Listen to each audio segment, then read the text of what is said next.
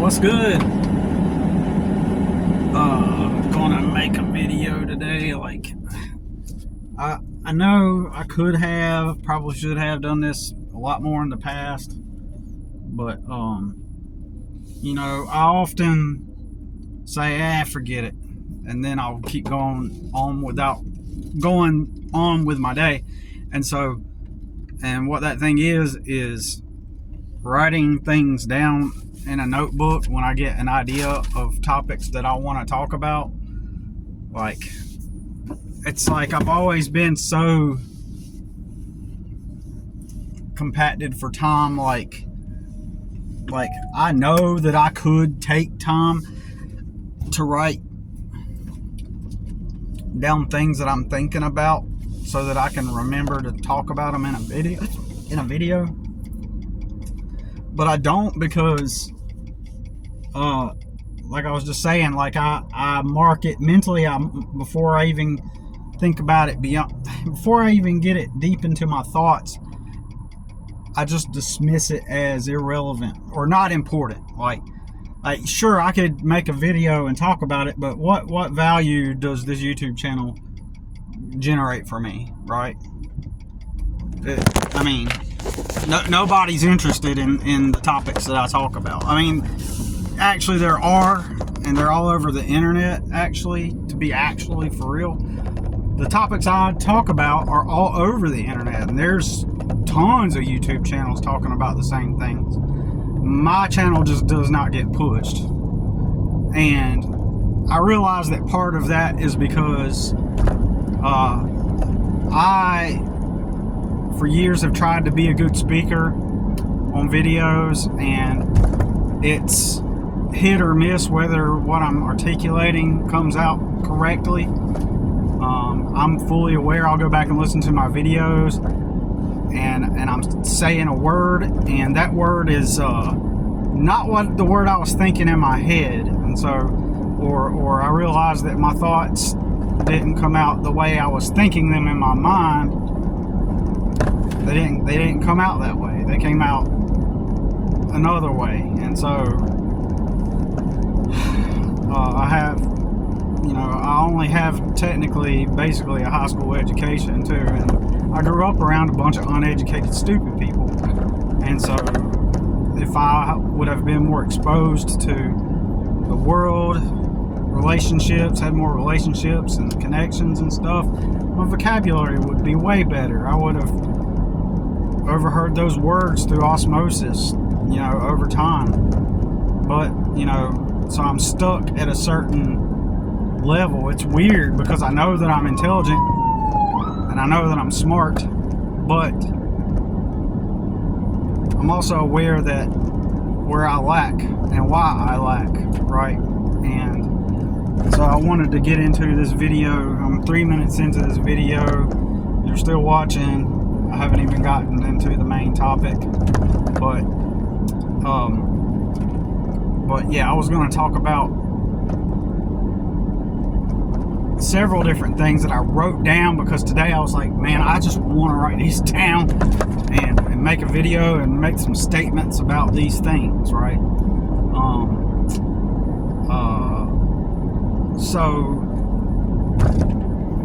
But now I'm driving, and so I can't look over at the notebook and see what's on there. But one of the first things I wanted to talk about was how I was doing TikTok lives for over 120 days. About 120, if not over 120 days, right? And I finally quit last week. I quit doing the lives for the first time. So I've not been doing TikTok lives for 8 days now. Tonight will be 8 days that I haven't done a TikTok live. And one of the things that I was going to talk about is how everybody likes me. Okay. But also everybody wants to not everybody, but because of that, this very same reason why everybody likes me is the very same reason people who have more leverage and power over me want to harm me and take me down, right? And I'll get into this in a little bit. I'll elaborate a little more in a bit. But I just want to start with that. I'm a highly likable person, and the people that have wanted to take me down have done so because they seen that I was an easy way. It was easy for them to take me down, right? So when you live in poverty, obviously you're surrounded by other people in poverty, and so I never had connections, no network, no people to turn to when I needed help, nothing, no resources. The only thing that I could do, the only thing that I could do to attempt to improve my circumstance was to apply at different companies for different jobs, right? And if I apply at different companies for different jobs, I then see who of those jobs will hire me, and they can only be entry-level type jobs. The highest position I applied for was an interpreter at a hospital, which obviously they denied my application, didn't hear anything back from them, and I called them. This was many years ago now, probably 20 years ago. So I applied for an interpreter job. My friend was an old man from Cuba who did not speak a lick of English, and he told me that I speak better Spanish than the interpreters they got, and I should apply there. So I applied there, and they did. When I called them, they said, "Nope, we're not even willing to talk to you. Whatever you submitted is what we're going to look at, and if we like it, then we're going to give you a call." So basically that's it. So that's the highest job I've thought that I might be able to pull off without an education. And people would say, "Well, why didn't you go and get your education? Why didn't you just go get your education then?" And that person that would say that, they don't comprehend a reality where you don't have a foundation to begin with. You don't even have a place to live to begin with. You don't even have a place that you can live. And there aren't any companies or places that are going to pay me enough to have a place to go to at night, right? So I try to get my basic needs met first before anything, right? A bed you can sleep in at night, a toilet, a shower, and a stove, and a place to save food, right? To keep food, right? I needed that first, and none of the companies or the businesses that would pay enough to provide that would not hire me, right? No matter how hard I put in applications for years, putting in application after application, calling them back. I did everything, all these like hacks and tips and techniques like that you hear about online. Well, you can just do this, like call them up, walk in there and tell them, "Hey, blah, blah, blah." I even had a guy who told me he worked for the government, and his job was to create jobs in this one sector of government. And I met him at a coffee shop in Tennessee, and he said, if you want to get hired at a place, he said, ask them for a job application, and he told me to write, and don't even fill it out, but to write something really interesting and intriguing. Like I can't remember what he told me to write on it, but that was stupid because that didn't work at all. But hey, I was willing to try things I even thought was stupid, right? I was willing to try things I thought was stupid just in case maybe I was wrong, I thought. So maybe, maybe I'm the one that's in the wrong. So I was always willing to try even stupid stuff just to see if I was wrong, right? So none of those jobs would hire me.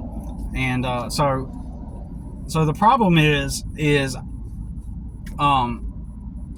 let's get started with this. I'm a likable person, right? In the real world, when I'm out and I'm engaged with the world, and talking with people and getting to know people. When people start to get to know me, they actually like me. And also, though, I'm masking. I'm putting on not necessarily a fake persona, but a very watered down and limited person of who I really am, right? Because I am adapting to other people's perceptions, paradigms, and worldviews. That doesn't mean I'm fake. That doesn't mean I don't state my opinion when the right opportunity comes up, right? When the opportunity comes up and there's an opening to where I'm in a situation where my opinion is asked and I share that opinion, I will 100% share that opinion. I will share my opinion and tell people what I think, right, about certain things. But here's what I do with people. Long time ago, I discovered that you can't. It's better when you're dealing with people to just shut up and not talk. Okay? It's better to just not talk about. If you see the world for what it really is, like I do, it's not a wise thing to sit there. It's not a wise thing to talk about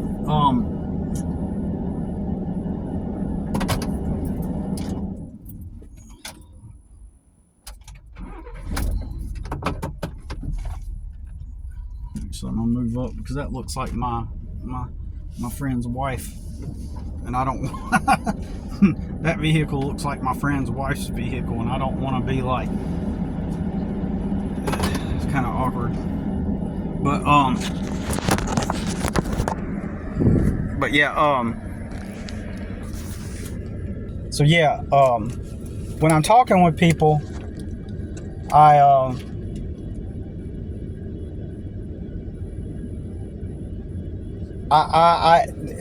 do what everybody else is unwilling to do.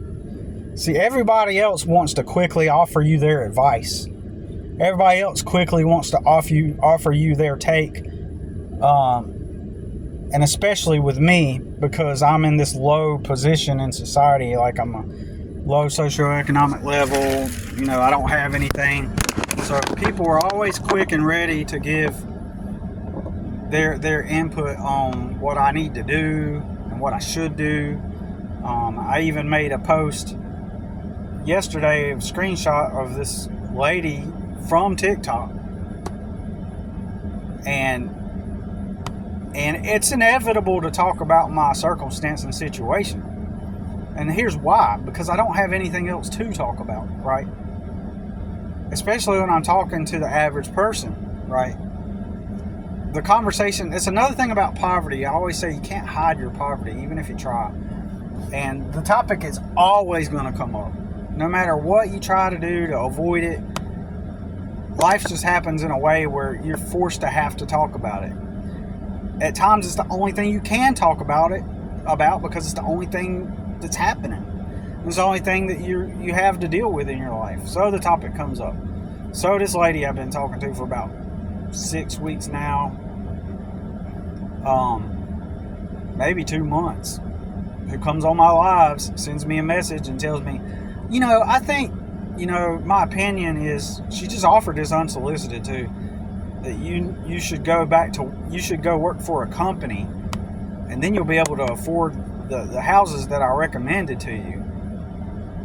And so it's like, fuck that,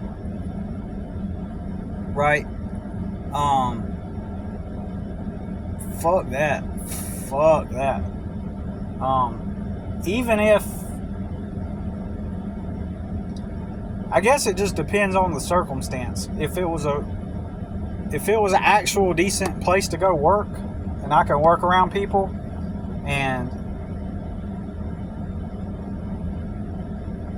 everybody's cool and chill, but the odds are that I'm not going to find out, even now at my age and right now. And I bet they would love me now that I'm more mature and older, and I have a solid work ethic. Oh my fucking God, companies would love me now that I know more, and I know how to focus more on work better than I ever did before. Like, oh my God, they would love a good worker. And that's the thing with companies. They love a good hard worker. They love to pat you on the back and not pay you enough to even afford a room. But, anyways, getting back to my point. So when I say people like me, I get at their level, and nobody else is trying to understand anybody else. They're not even trying, right, to understand other people. People aren't even trying to understand others. Instead, they're waiting for their next opportunity to chime in and give their input. And most of the time, that's about people, imposing, right? Imposing their, opinions, their philosophies, their belief systems, their ideas. And it's not done in an organic way where it comes up organically between people. Instead, it comes up in an imposing kind of way, and a lot of times it's even subtle. A lot of times that is even subtle, where there's some subtlety in the imposition, right? There's some subtlety, meaning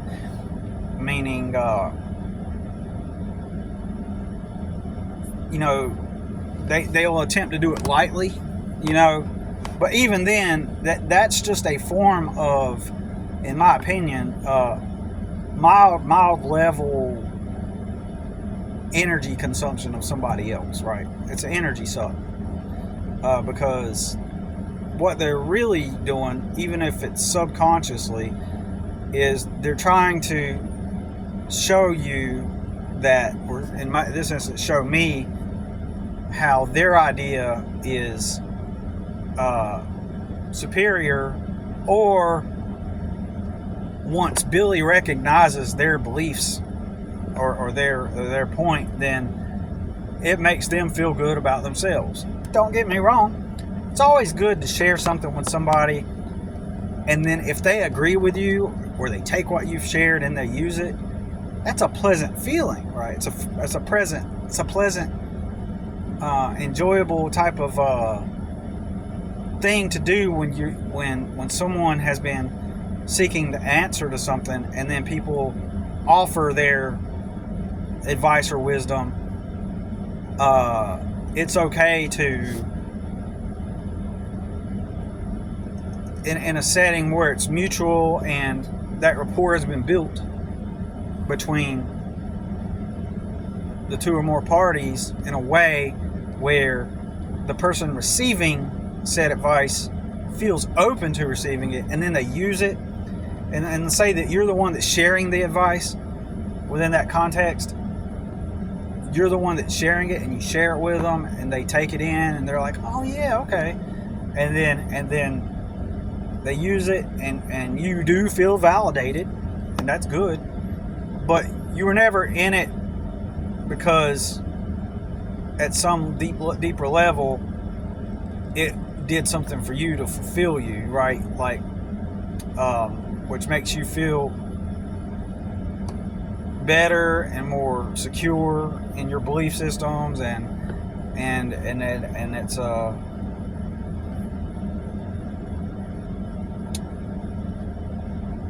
I think you get my point. So, but but let's get back on track. So the getting back on track. So the point I'm making is I always do that. I always look at people and try to mentally go into their head and view reality where they're coming from and fit into their framework and interact with them through the framework that they're experiencing reality through the lens that they're seeing reality through. And so the main way I do that is by mostly listening to people, right? And I'll listen to people, and at times I interject my thoughts if it feels right. And I never offer unsolicited advice. I try not to anyway. Don't get me wrong. You know, we're just human, right? So there's going to be times where you accidentally I've done this, and I hate it when I do it too. But I have done this where I just like my initial thought is to well, just do this or do something like that.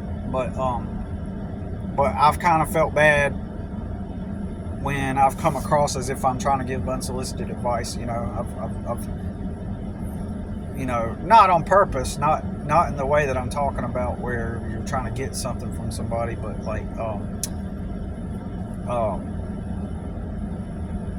but anyways, so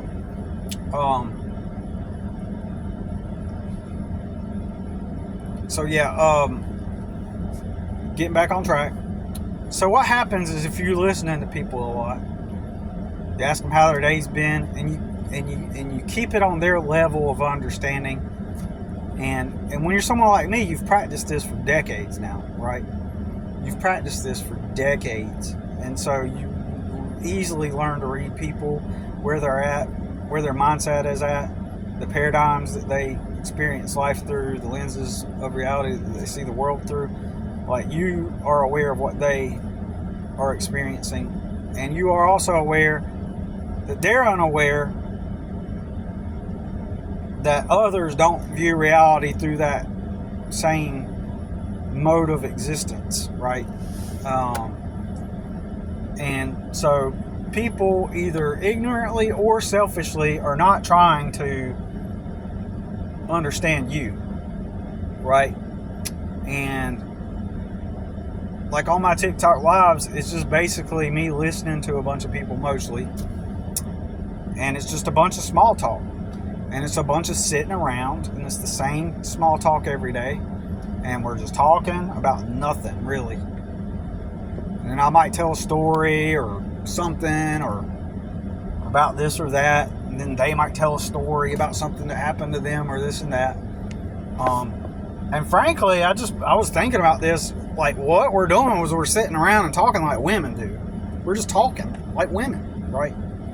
And that's what women do. They sit around, they vibe, and they talk, right? And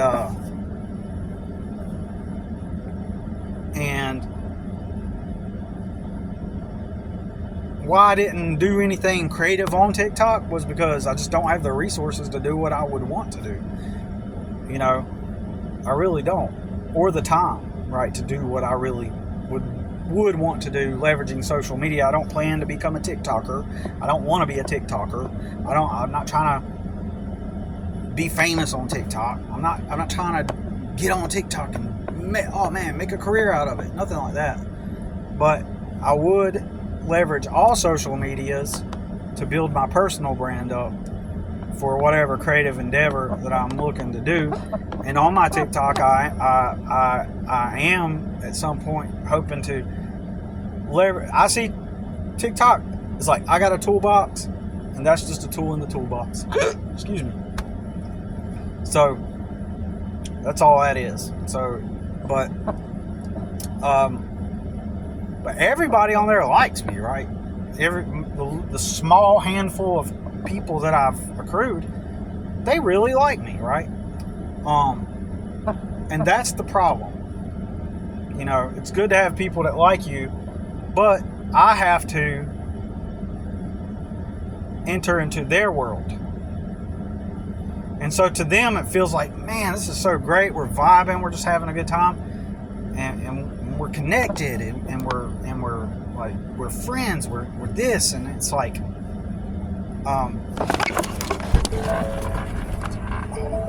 I don't necessarily feel the same way all the way, right? I don't feel, you know, the same. I saw a piece of paper floating, and it was green, and like subconsciously, like I tend to find money. I think subconsciously I pick up on money. I think subconsciously my brain is like looking for resources, because I tend to find money on occasion, and then my brain just saw that green piece of paper, and I thought it might have been money, but it wasn't. And so anyways, so what happens is people start to like me. Girls really start to like me, right? Like women, when they get to know me, they like start to like develop crushes on me, right? And I'm not saying that's every woman. What I'm saying is that when I start getting to know people, inevitably someone's going to start having like an interest in me, like, because as they said themselves, I'm the most calmest person they've ever met, and it's like I'm stoic and nothing seems to faze me, right? And I'm not, and the thing is, I'm not giving my full self on that TikTok. I'm not giving my full who I am. I'm just sitting back, listening to people and speaking about things. And sometimes when I'm talking, like, they are some people, not on TikTok, but I'm talking about in general, I should say, like they're starting to learn things, right?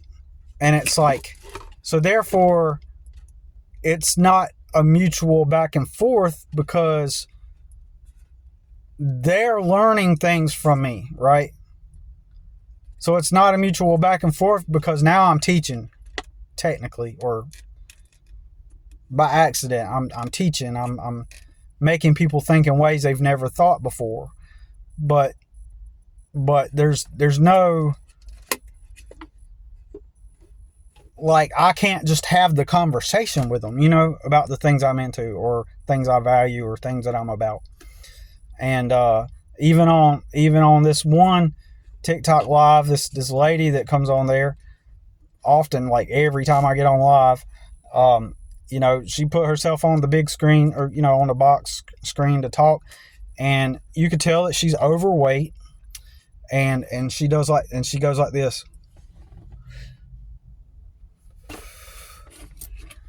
Because she's smoking her cigarette, right? So all of there's this group of ladies that got on there, and they all either smoke or they used to be smokers, right? I think they all do, actually. You know, I think all of them do, like the ones that come on there regularly, and I'm attracting that as my crowd, right? Because when I get on, I'm not, you know, don't get me wrong, they're nice people, and but in reality, like, would I go and just hang out with them? Probably not. Like, they're not, in reality, they're just not the type of people I would hang out with, like, in day-to-day life. I mean,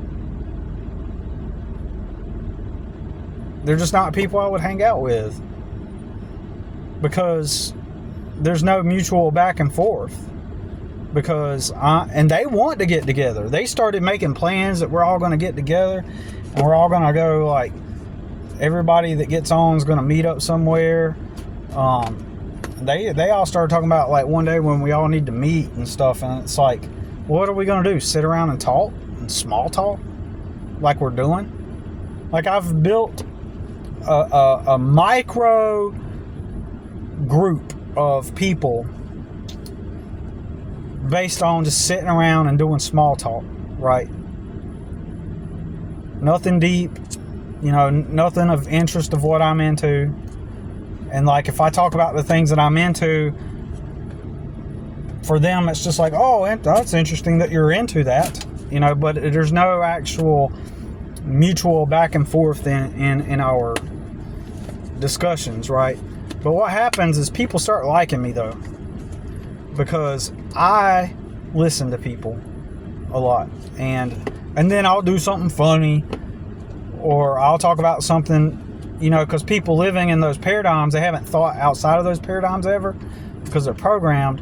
And when you get somebody like me that talks in a way that unveils the truth and breaks a little bit of their programming, they find that very fascinating and intriguing. And this is people in general. Like, I'm not just talking about TikTok. I'm talking about in general. So then I start to become a likable person. Like, people really start to like me once they get close to me. And then that's also the thing that made girls obsessed with me. I've had girls become obsessed with me several times, right? Because I stand out way more than the average guy, right? Because they get a glimpse into that at times. It's happened. And it does not take a lot, right? It just takes a little bit of letting them peer beyond the veil, just a small glimpse beyond the veil, and they're hooked. And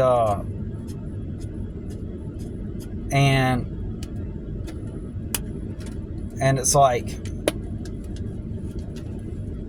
so I have always been a go-getter type of person. I have always been the type to get up and like, I wanted to work. I wanted to go to work because I had goals. Like I wanted to knock this work out so I can just go achieve my goals and get out there in life and do things and get shit done. And so, and like I say in my other videos, you go into most all work environments, no matter where you work, most people are not that. They're just there because they were told, well, this is life, and you get a job. Life is about, you get your job so that you can have your place. And then you clock out and you go engage in whatever distractions or activities or hobbies to get away from your reality. But the job exists so that you can live your life, So, and that's a lie. That is the lie, right? And none of them are being ambitious, or anything. Now at jobs, the majority of the jobs I went to, nobody got to know me like that. Nobody got to know the real side of me, because I just played good old hardworking employee Billy that just came in, did his job, did what he was told, got the pat on the back. And like I was saying about the veil being lifted, like my manager was a girl, okay? I was about 32. She was like 27. And she and I often worked in the building alone, right, with each other. And so, and it's not like I do this on purpose, right? So again, I'm keeping myself. I know that she doesn't think about the things I think about or talk about the things I talk about. She is just your regular, average, programmed person going through the motions of what society told her to do. And this warehouse job was her good job that she was told to get, because you're supposed to go get a job, and that's life. And so she's at this job for that reason, because of that, right? And so she's not there because, she has some kind of life goal or mission. She clocks out of her job, she goes home, and she gets ready for the next day to go back to this job, right? So inevitably, I knew at some point, well, I didn't know this at some point, and I'm not about to say that she had a crush on me or nothing. I'm not saying that, but possibly, because I would let little aspects of myself out just organically. In other words, this wasn't done deliberately. And so, like, I would joke with her about different things, just being myself. And then occasionally, because it's just who I am, right? Parts of the real me would manifest just because we spent time together long enough. Speaking of one of them ladies, she just messaged me and she just let me know that, she just let me know that she just let me know something, right? And so anyways, and I personally think that, she's tried to send me her number. She actually personally messaged me and said, hey, do you want to meet up sometime? Because she lives in the Carolinas.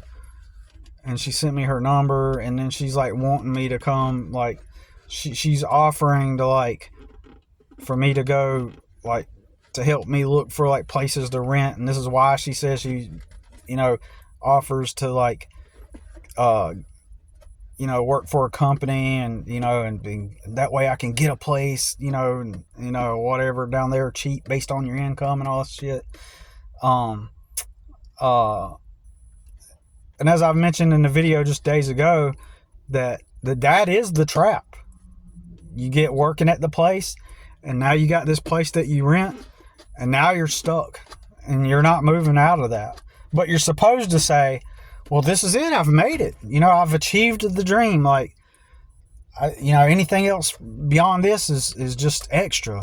So if I had a job at some fucking warehouse or at a retail store or whatever, and then I had a place like that I rented out or had a mortgage on, then now I've achieved the dream. Happy. But in reality, you're trapped. You're stuck in that.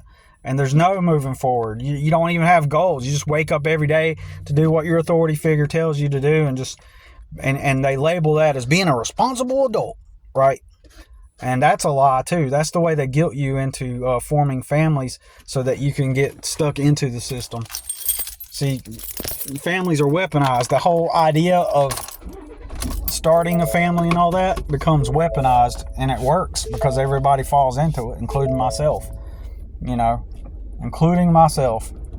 As I said in the other video, family should be more like a byproduct of it. It should be more like a byproduct of your success, right? You get to a point to where you're free, and then now that you have the leverage and the mobility and the power and the resources to have a family, then you start your family. But they want to lie to you and emphasize love and romance and find the one and have a family and settle down, so that you will then go be stuck having to take jobs and be around people that you wouldn't want to be around if you didn't have to, right? And so what happens is that's part of the lie. But me and that girl at that job, we worked together, and I'd be silly and funny, and we'd have conversations back and forth. But once again, I had to keep it at her level, at her paradigm. Sometimes if you say level, it makes it sound like, oh, Billy, you're saying level, like up and down, like, oh, you're at a higher level, so you must think you're better than them. No, it's not even that. It's about the paradigm through which somebody sees reality through, right? That's what I mean when I say level. So you're seeing reality through the lens that they're seeing through, and you stay on that level, and they can't even think at your level. None of these people I've ever thought contrarian or questioned or anything. They just go with what society's been telling them, right? And so that's the thing. So one day her boyfriend comes, first and only time I've seen him or met him, and I knew that she and him helped. There's a race car driver that they worked with, and on the side they did weekend races, and her boyfriend worked on the cars, and she helped promote the driver and and all this stuff, and worked on the cars with him and stuff. And when that guy pulled up, I was expecting just like a regular friendly, because I was not even attracted to that girl at all. But I said hi to the guy, to her boyfriend, and he said in some kind of like, in some kind of way, like, yeah, I've heard a lot about you. Like, and the way he said it, I wish I could mimic how he said it, but it made it sound like she had been talking about me in some kind of way, like, not like, I don't want to use the word jealous way, but like the way he talked to me, like he was jealous, but it was more like he suspected something from me or something. And it made me wonder, like, what? And this did not happen, you know, but in my mind, I thought they probably had some arguments, and she was like, and she probably told him, like, yeah, there's this guy at work. I bet you he'll, you know, we get along great. And you know, he probably would date me, like, if we broke up. So you can, you know, like, I guarantee you, she may have had a little type of crush thing, you know, and I you know, and I was always making her laugh and stuff like that. And, you know, I mean, what do you do when you're at a boring warehouse with nothing else to do, right? And you've done all the work, and you've got hours of nothing to do, right? So you just sit around, right? So all of my life I've had this certain quality, and everybody bends to the crowd, and at some level everybody feels it, and everybody knows that they bent to the crowd, right? And some part of them knows that they succumbed to the pressure. And there's a part of them, in my opinion, when they meet me and they see that I never succumbed, there's a little grudge. There's a little uneasiness that they feel, right? There's a little uneasiness that they start to feel when they get around me, like, and so what happens is they become uneasy because here's this guy in front of them who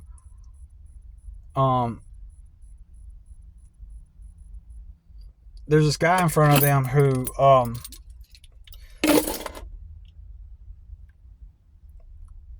didn't smoke the weed. He doesn't smoke weed or cigarettes. Oh, he thinks he's better than everybody else.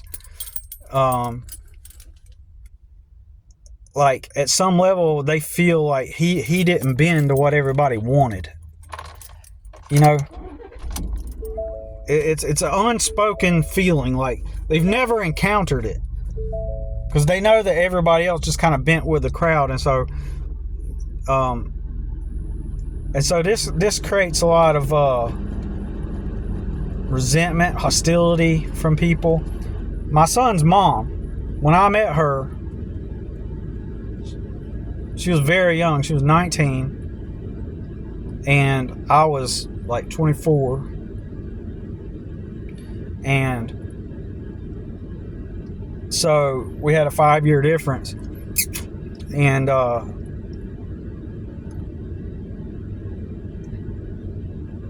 at 19, she had already done all the hard drugs, partied, hooked up with guys, smoked everything, went with the crowd, did what the crowd did, and never worked, you know, was never trying to, like, be better, and she used to party in trailer parks sometimes too. And so anyways, that was her lifestyle. And then she met me at church, and she finds out, like, that I work, and I've mentally and emotionally, even back then at that age, you know, for for the age that I was at, I had my shit together. You know, I was slim. I worked my full-time job. I never partied, did drugs, never smoked, and all that stuff. And you know, a girl like her and a lot of these girls, that's what they look for in a guy. They will start to look. Some of them earlier than others. Like my son's mom, she did it way more early than a lot of them do. Right, at age 19, trying to find a guy like that to pin down at that age is kind of like young. But while it's the thing that they really want, somebody like her is going to highly resent somebody like me for having achieved stuff. She dropped out of school, never completed school, and she hated the fact that I had a GED.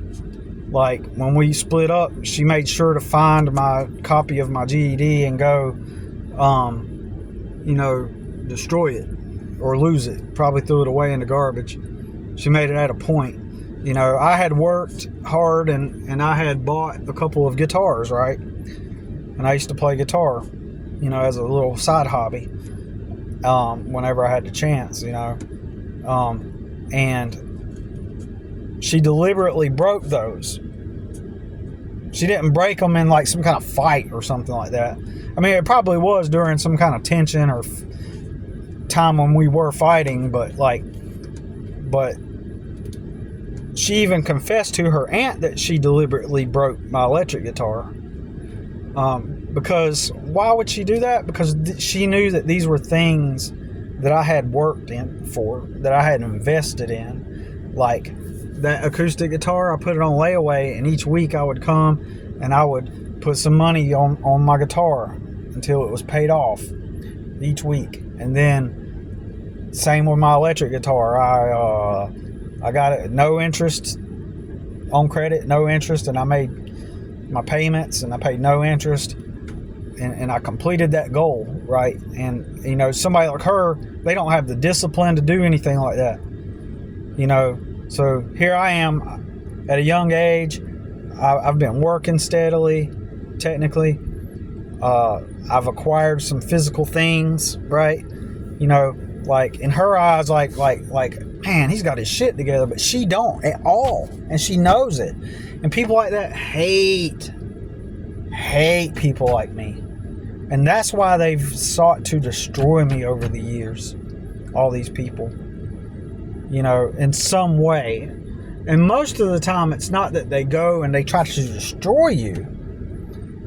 Most of the time, it's through negligence. It's through keeping me at the fringe, at the edges of social groups, or not inviting me to parties and stuff like that, you know. But the people who have tried to, like my famous brother, you know, fame lands in his lap overnight, and suddenly he's got all this power and leverage through being a famous person, and he begins to leverage that consciously against me. I think I'm gonna wrap it up for now because my throat's getting weird. I wanted to talk about more about that, and in the next video I'm gonna talk about someone that I know who, what we were talking about earlier, people imposing on you. Well, I know there's somebody else I was going to talk about that kind of like knows me from someplace, and at some level, all these people, it's a form of energy suck. At some level, they kind of like gravitate to me, and since I'm in a low position, they want to be kind of like not the authority, but at times a form of authority in my life, or a position of a big brother, or some kind of masculine figure, and I don't feel it coming from a place of true organic imparting of wisdom or advice or knowledge. Like this guy I'm talking about, like I've listened to him actually over the years say some things and stuff, but you know, my first impressions and experiences with him make it hard for me to accept anything he says, really, right? Because I'll get into that in another video. I was going to talk about it on this video, but we're 50 minutes into it as I speak. But people destroyed me because of their jealousy, and people in my culture, they don't like me. Employees and co-workers, they don't like me. They do, but they actually do like me, but they're just unaware of how I really think, and they don't realize I'm just limiting my access to who I really am. I'm limiting and pushing that because I know that if I were to reveal myself, they would attack it 100%. It's crabs in a bucket. And then I was going to talk about things that, potentially, like things from experiences in my past that trigger me, possibly because when I'm around my mother and when I'm at her house, possibly subconscious things still affect me because it's imprinted in my system, right? And from experiences, it's just trauma. Being around my mom and at my mom's house, I believe possibly ignites trauma from my childhood, right?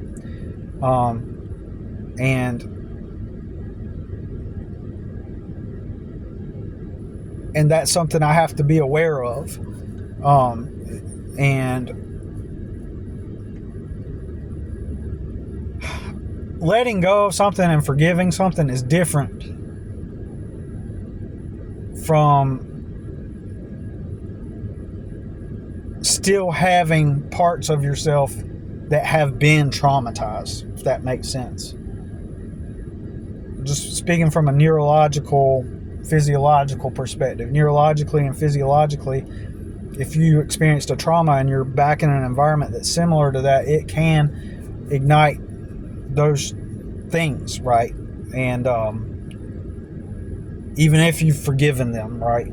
So those imprints, and I'm not even talking spiritual here, I'm talking about physiological, neurological imprints in your nervous system where you return back to an environment where you're around certain people that can trigger things, and something to be aware of. I was going to talk about that, but anyways, that's all I'm going to say about it for now. But yeah, the downside of everybody liking you is that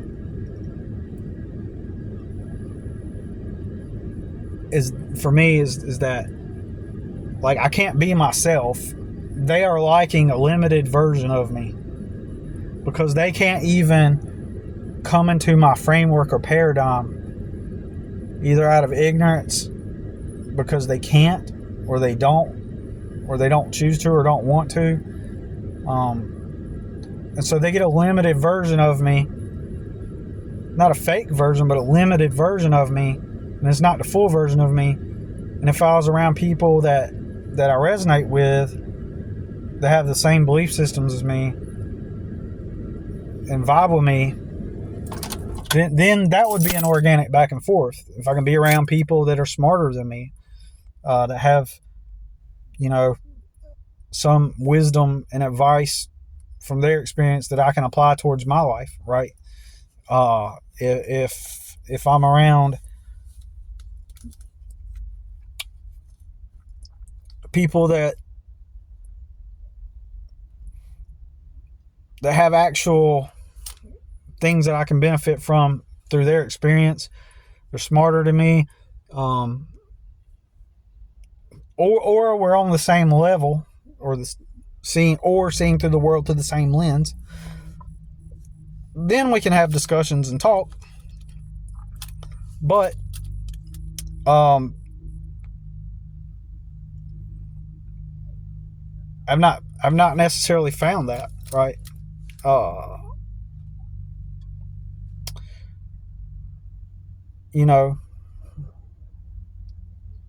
So So it's almost like I'm controlling the whole dynamic of how everything happens with people a lot of the time when they start liking me and stuff. I'm actually pushing them away, not because, oh man, I don't want to get close to people. I'm pushing them away. No, I wouldn't say that. Let me take that back. I'm not pushing them away. I'm simply merely just putting up my boundary and recognizing the limitation that exists because they and I don't necessarily, like, they think we're resonating back and forth at the same from the same perspective or equal perspectives when we're really not. We really aren't.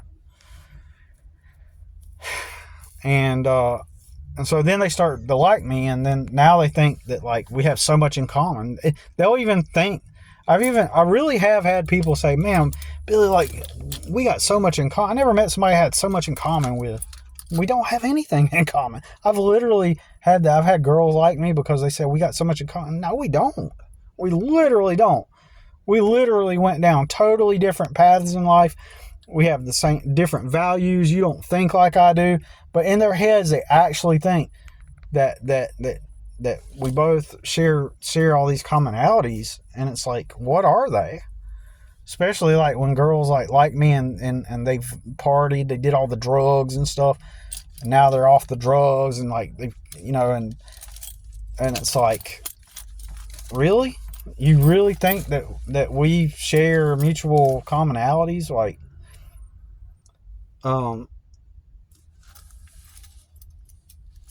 but it's crazy, man. But that's all I'm going to say about it for now. We'll see you in the next one.